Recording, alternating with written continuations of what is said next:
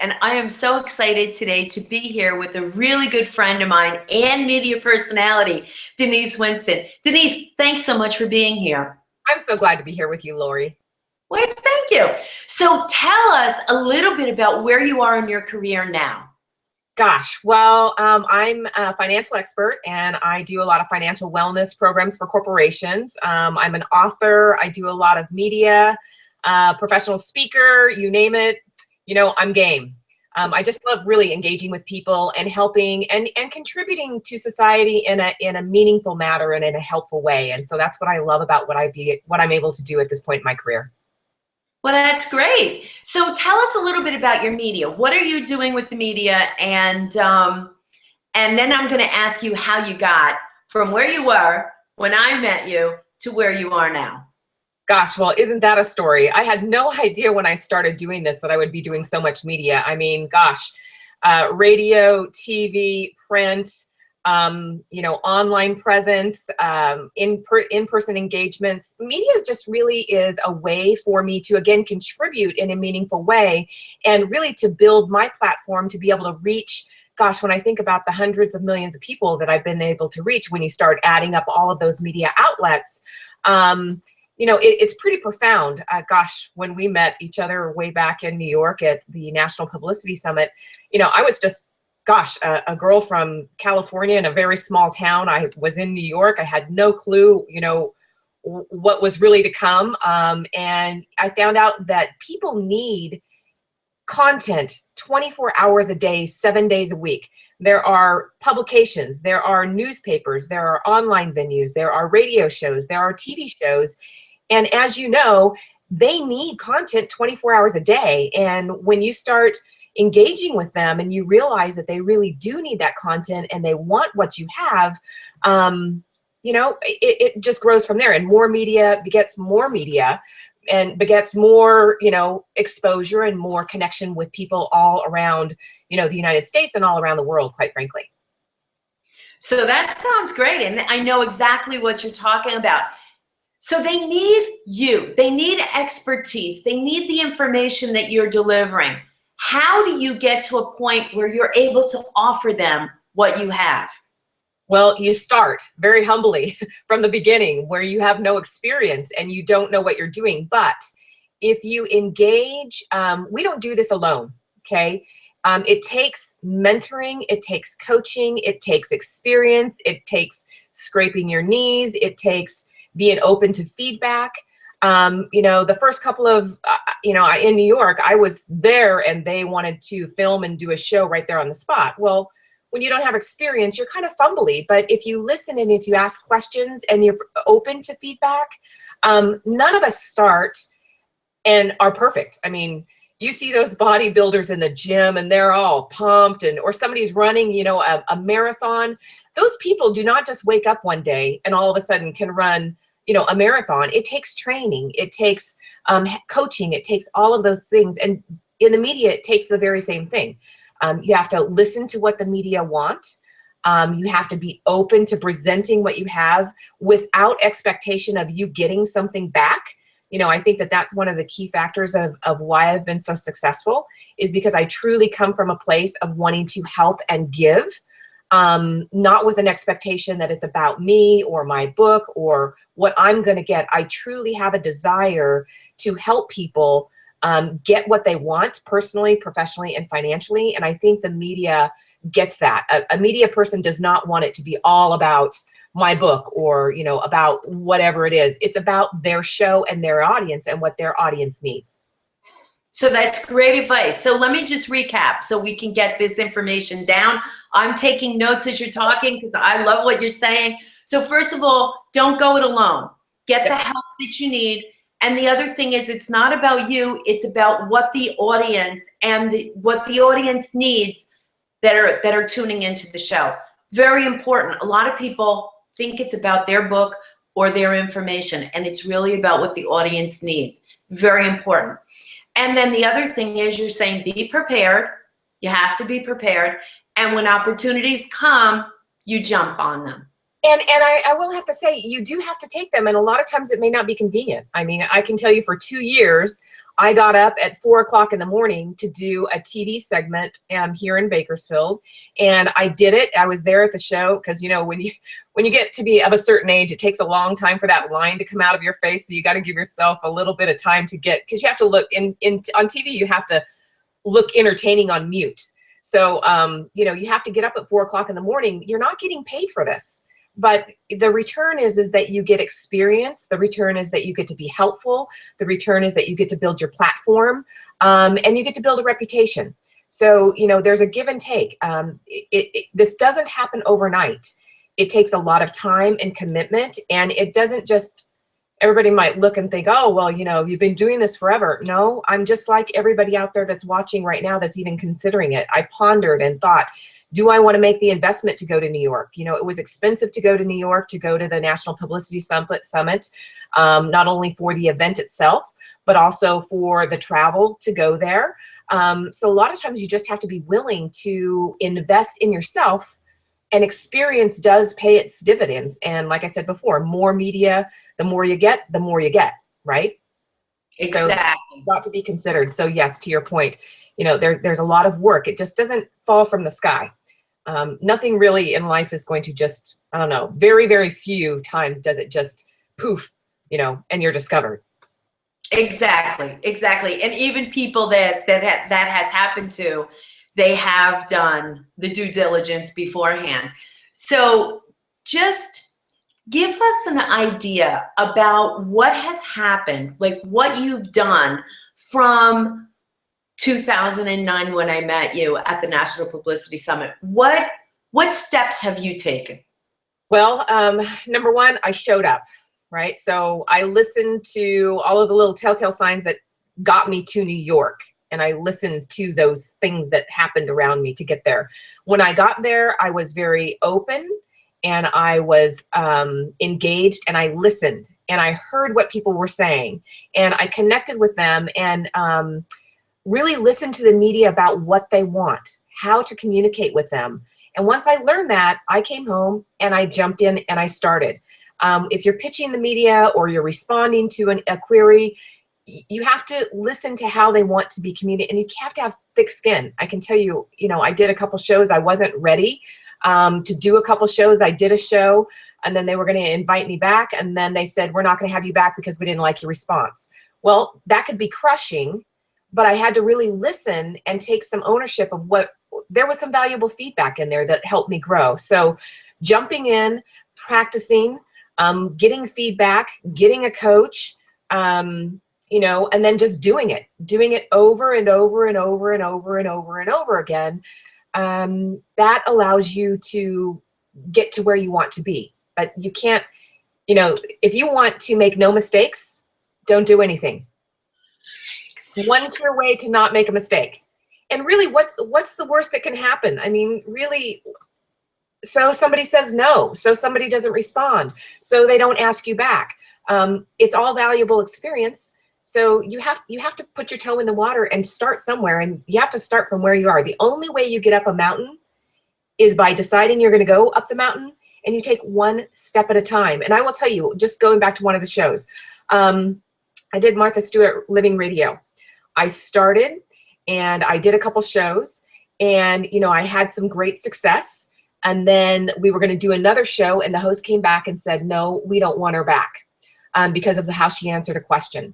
And I wasn't prepared to be at that high game, right? Think about that same thing if you're climbing a mountain.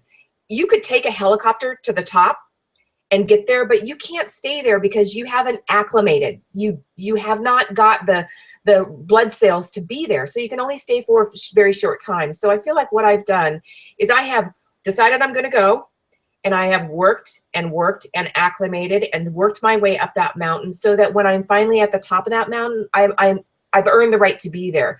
That sustained ability to be there for a long period of time. So that would be one of my best recommendations for anybody that's apprehensive or someone that's thinking about engaging. Just know that the helicopter ride, it may be fun, but the ability to stay there, you haven't earned it to be there. You have to acclimate along the way, if that makes sense. It makes a ton of sense. I noticed with myself and my TV show, when I first started, I was terrible on the air. I mean, I'm going to be honest, I was terrible. But because I continued to persevere and I continued to interview so many different people, like I've done over 150 shows. Well, So I saw you interviewed Jack Canfield. I mean, gosh, right?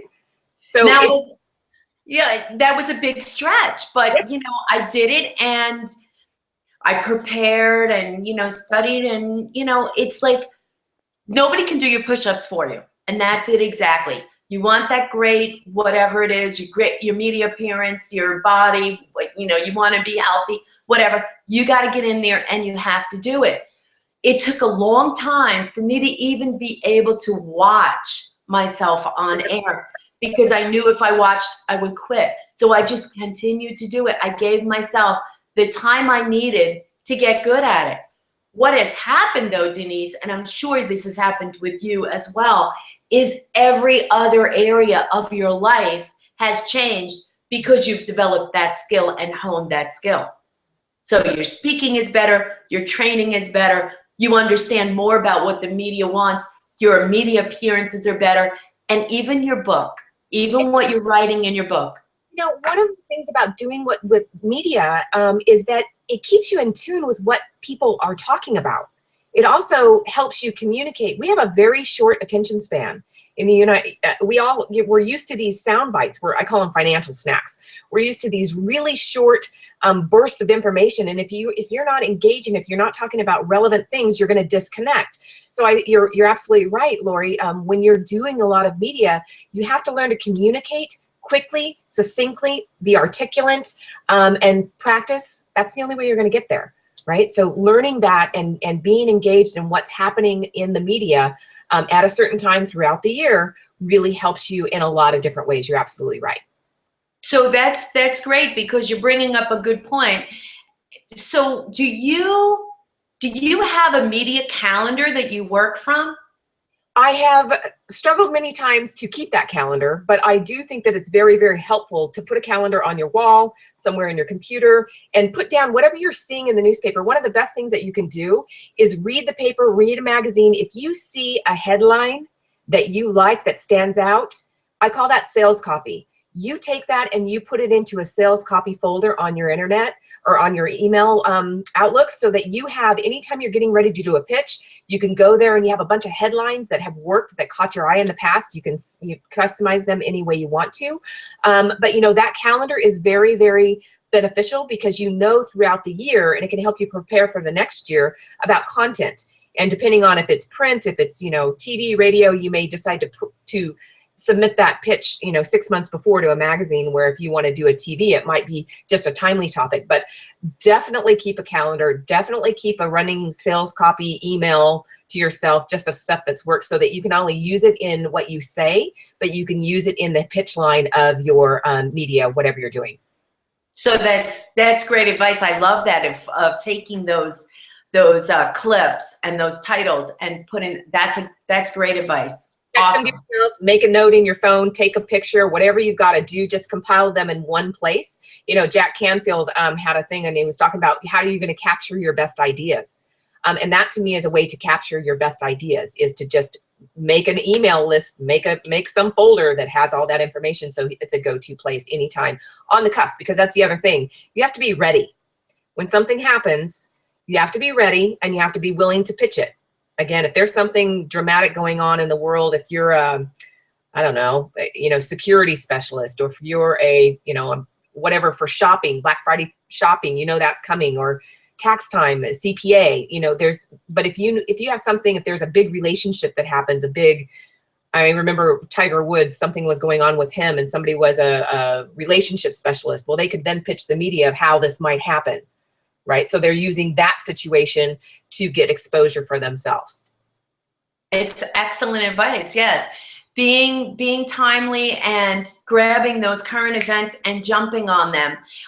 You know, I've seen some pitches that people actually have been so far away from being able to speak on that topic, but they were able to massage it to where there they are, an expert talking about, you know, some crazy thing. I think that Steve talks about this, the dentist talking about the smile of Right. the president, and there he is, you know, which you would never think about. You know, how's a dentist going to be talking about politics? But there it is to make that relationship. So it's really important to be able to do that. Agreed. So one of the things that I noticed that's happening is when we started out, we really needed to be sanctioned by traditional media for us to get on the air. I mean, you really had to do the pitches. You had to, you know, convince them that you were the expert. You had to get their attention. I mean, you really had to go through all of these steps. I don't see that now as much because we have Google Hangouts, there's Skype, there's all these different things, Blab, there's all these different platforms that we can ourselves on and get our message out there. So look at some of these people that have on YouTube channels. They are now having, one of the designers has a huge contract with Target now because she has so many followers on YouTube. So, you know, she wasn't doing anything in the media. She simply had a YouTube channel. You know, I've got a YouTube channel. I put my information out there. My husband and I have a YouTube channel on flying. You know, there's all of these different things that you can do to gain experience, to gain a platform, and just like even having a book, you know, did it have to be published by a publisher? It could be self-published. Gosh, I think the sky's the limit, and you can build an audience and a platform and be helpful to other people in a lot of different ways. It's just getting out there and trying them and figuring out which one and not giving up. You know, just because you try something once or twice doesn't mean, I mean, I've been doing this 6 years, right? So, and I still fumble to try and find my way and figure out new technology. Google Hangout, right? It's a new way. There's now Periscope that you can do. You know, there's all this new technology.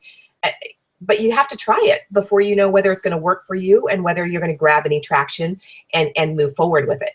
So how many Google Hangouts have you done? This is my first one. So, you know, but having somebody say, can you join me? Let's try this. Let's figure this out together. Like you said, when we started, you don't do this alone.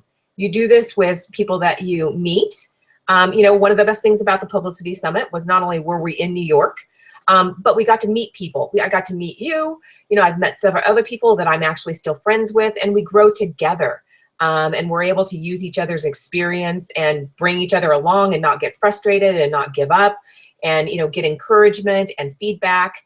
You know, you just have to be open to it and you have to show up. What I saw a lot of it at the summit was where people just want to just show up and say, okay, do it for me. Where we have to engage. We have to put forth the effort in order to be successful. And I think that's true with anything in life. It's absolutely true. So Denise, tell me a little bit about the background, because to me, when I'm looking at this, it looks to me like you're at a studio. No, actually I am in my home office, and this behind me is actually one of those room dividers. I just went to overstock.com and grabbed one. I have a plant right here. I look at the shot, so I'm using my, my photo booth on my Mac to look at the shot. And then I have two lights right here in front of me. They're the sun lights, because it's all about lighting. You got to make sure, because gosh, I can tell you, without the light, it is not good at all. And then I'm just in my chair, and I just check, like, this is one of the things right behind me. But it's really easy to set something up, and you don't need a lot of technology. I could basically just turn this around to where the outside light was filling the shot. Natural light is always better. I find almost everything is about the lighting. So make sure you have good light, but really it doesn't take much to put something like this together to make it look nice, right? And you don't want something behind me that, like a thermostat sticking out of my ear, or, you know, something like that. You want it to look non-distract. You don't want something distracting the viewer. I've done a couple of Skypes where somebody's unmade bed is in the background, and I'm looking at them, but I'm like, oh my God, what is that behind you?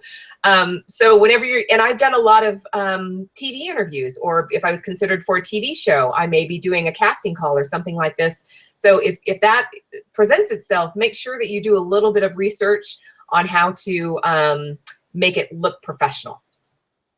That's great advice. That's great advice. I did a TV show with a PhD once, and she was in her office, books all over the place, sandwich sitting on the desk that had been, you know, half eaten, all this stuff, a big clutter. And I was just like, oh, you know, and you can't really, you know, you're doing TV, you can't really say, hey, you gotta straighten this up or whatever. But yeah, it's interesting. You can really tell the difference in when you have nice backgrounds and you know, It you just don't. makes it easier to pay attention. So you're not looking for. And also it presents the person as somebody who's pulled together, and you know that they have their information organized, because the perception is that it's organized. Right. So what is the future for you? What do you see you doing with all the things that you have going on? You know, I'm in a constant state of refinement, and I am a constant student. You know, I'm really focusing a lot right now on the healthcare industry. So I just developed a new product. It's called My Benefits Academy, because a lot of people right now, health insurance is required by law. It's very expensive. It's very confusing. The leading cause of bankruptcy is actually medical. 71% of the people that file bankruptcy for medical reasons have health insurance. So I'm really focusing on that arena right now, as well as my professional speaking, which is my most popular talk is How to Get What You Want. For conferences, for love it. And what you find over a period of time, just with internal growth and internal learning, is there's a paycheck that you can get, but there's also divine compensation that you can get when you connect with people and when you are able to truly help them and make a difference. And for me, I think we go through different phases in our life as to what's important to us. And, you know, finding that money, but finding, for me right now, it's about the deeper meaning and being able to contribute in a larger way. So I see a lot happening for me in the healthcare industry, whether it's, you know, that building that program and that platform, also in the professional speaking arena. And I'm always open to television shows. You know, those will drop when they're supposed to drop. I think just putting yourself out there, knowing people that are available, but just constant refinement. I mean, I'm okay with that. I'm okay with that. Well, that's great. You've done a phenomenal job. I mean, I've been watching you grow and seeing the amazing things that you're doing, your books and just the different things. I'm really impressed, and I'm so happy for you. You know, I just did the world's largest financial literacy event with President Clinton in November. So it's been a year now. And that is one of those things that you just never know. You know, the audience was over 7,000 people. I developed the content, and we got 2 world records for that event, and sharing the stage with, I mean, that was the biggest thing that I've done. And that was really, you know, financial literacy is very near and dear to my heart. And when that opportunity comes, you know, you have to be ready to practice. I mean, you don't show up and do 2 world records with the former president without practice, without experience, without building content, without having confidence. I mean, all of that, people assume that you show up and you just give this talk. Well, that's not the way it goes. You know, there were so many hours about just developing the content, about practicing, about, you know, rehearsing. I mean, there's just so much involved. And I think that people have a misconception, whether it's your television, whether it's your media, whether it's your speaking, whether it's your product development, that it just happens. I don't know anybody that just happens. You have to practice, you have to be open, and you have to connect. So letting people know what you do is very, very important. And so just, you know, being open. Just got to be open and show up. Be open and show up. So that's really the way it is. You really need to be open and show up. And the other thing is, get the help that you need to refine your message. If you didn't go through all the TV and all the refinement and the writing of the books and the content and the speaking, there's no way you would have been able to share that stage. And I have to say, I think about, so the Steve and his group, Jeffrey Berwin, my media coach, I still stay in touch with him. He's, you know, now he's doing story coaching. I can tell you, I got a story coaching session from him. Took 45 minutes, changed all of my presentations. The most phenomenal presentation I've ever given, based on one story that lasted 5 minutes, the most memorable thing. I think about Jack Canfield, how much he's helped me, you know, just about writing my book. So you need somebody to help you that's already been there, done that. Steve always said, if you want to take a shortcut, get a coach, right? I mean, gosh, there's no way I could have done what I've been able to do without help. There's no, especially from where I am with what I knew. So you're right, you know, getting the help that you need, and having the desire and being willing to get feedback and putting forth the work. That's how you're going to be able to get up that mountain and get on top and be able to stay there. So just a question, and maybe, you know, maybe you don't want to answer this, but I'm going to ask it anyway. When you look at the amount of money that you've invested in yourself, do you have any dollar amount that you can put on it? Well, I will tell you this. I just heard, gosh, Darren Hardy of Success, Success Magazine. And I saw one of your clients actually in there, by the way. Kudos, kudos, kudos. Thank you. Thank you. And he quoted Brian Tracy in, and what he said at a very young age. He heard Brian Tracy say, you need to save 10% for yourself, and you need to, you know, tithe or give 10%, but consider taking 10% of what you make and investing it in the most important asset you have, yourself. So if you think about taking 10% of your money and investing in yourself, you know, I've always made a commitment to myself that I will do a coaching program and I will invest 1 year. So I won't do more than one coaching program per year. There's one. This year, I actually changed that a little bit, and one of my mentors, Morgan Clayton, actually gave me a book, and it was John T. Maxwell and the 15 Laws of Personal Growth.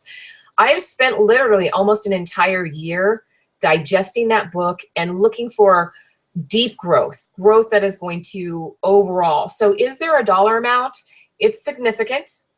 But I will say it's been worth every dime. I think about how, just even going to New York. So, you know, for me at the time, what, $7,000 was a lot of money. But is there any way that I could have met 100 media where I could say I was in New York talking to the producer of the Today Show? Would I have met you? Would I have met all these other people? Would I be able to connect with people that would allow me to grow? That investment was a very, very difficult investment for me to make at the time. But looking back, it was one of the best investments that I've ever made. And I've continually listened and grown through the process and continued to invest in myself. It's scary. But I spent $1,000 in my local newspaper. Do you know how many phone calls I got? 0. So when I looked at that, and I was quoted in Inc. magazine, and I had somebody from New York call me and they go, my gosh, how did you get your name in the big, bold quotes? What PR firm are you working with? And I'm like, you're looking at it. And he goes, well, I'm paying a PR firm $20,000 a month, and I've got nothing like what I went to your website and saw under your press kit. So, you know, it's amazing if you're willing to invest and if you're willing to show up and do the work, what your results can be. But I would say that I'm not your typical, I'm ambitious. So just noting that, you know, that I am ambitious and I will follow through and do that additional work, you know, is important to note as well. But that's very true. I see people that they decide that they're going to go with a PR firm, and they spend a lot of money without any return on investment. However, doing the due diligence like you're talking about, and actually, you know, being your own publicity person, which is what Steve always says, you can be your best publicity person, can get you right where you want to go. And I know with my clients and with myself. So I'm really excited. You've given us so much great advice. Thank you so much. This has been a great show. Thank you for being here. And thank you for also always being a voice of reason, if you will. You know, you're talking about really practical steps that anyone can use to go from where they are to their dream life. I've seen you do it, and what I do best is help people get to where they want to be personally, professionally, and financially. And it's all about those practical steps that we have to take, that we all have to just stop. And the only way you go on a really great trip, the people watching your show right now will probably spend, I don't know, 5 to 10 hours to schedule, you know, take a vacation, right? Doing all the research, doing everything, checking it out, reading reviews, doing pricing. We need to do this for ourselves too, right? We are the ultimate destination, and we are ultimately the person that can contribute to really, truly make a difference and contribute in a meaningful way. And it's so true. People will spend the time to do things like plan the vacation, plan the wedding, do this, but they don't take the same time to work on their future, their, develop themselves, their self-development, or their financial health. Right. So, it really makes a difference. Good. Well, so thank you for having me, Lori. It's great to connect with you. You're welcome. You take care, Denise. Good luck. Thank you. Bye, everybody. Bye-bye now.